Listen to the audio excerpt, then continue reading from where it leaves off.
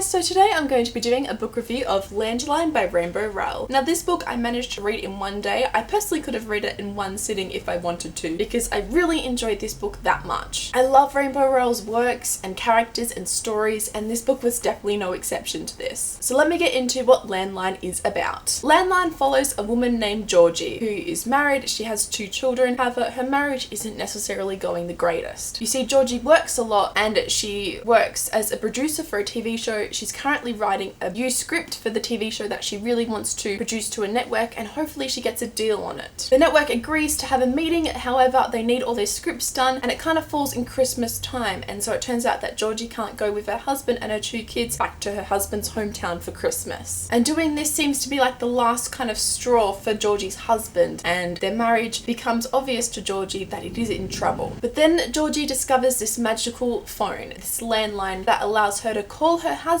back when they first started dating. Georgie at first thinks she's going crazy, that she's delusional, but as she keeps calling she realizes that maybe this is actually happening, and she kind of has to discover what she wants to do with this magical phone and they'd be able to go back into the past. Should she be trying to fix things in her marriage? Can she do that, or does she even want to? Maybe it's been sent to her to not fix things, to make sure they never happened. Georgie has to go through this decision and tries to figure out what she wants and what love is. I really like this quote on the back that says, "Landline asks if 2 people are really ever on the same path. Forever love just means finding someone who will keep meeting you halfway." I really enjoyed this book and could relate to Georgie a lot and the problems that she was facing, as well as all the other characters. I felt the situations and the issues that arise were very true, and I could definitely see them happening. Except for the magical phone part. I'm not sure what I would do if I had a magical phone, but I don't know. Would I call back my younger self? Seems weird. I really enjoyed all the characters in here, and although each one of them was slightly flawed, that's what made them really interesting and intriguing and really real too. Each character was relatable and you could see where they were coming from. I really enjoyed this book, and I think it's a really important read, especially if you've been in a relationship for a long time, or you're interested in relationships, or you're just interested in Rowell's works, or you just want to read an amazing book. Basically just pick this book up because it's amazing. It really made me think and appreciate what I have in my life, and I really enjoyed Landline. I wasn't sure if I was going to as much because obviously Georgie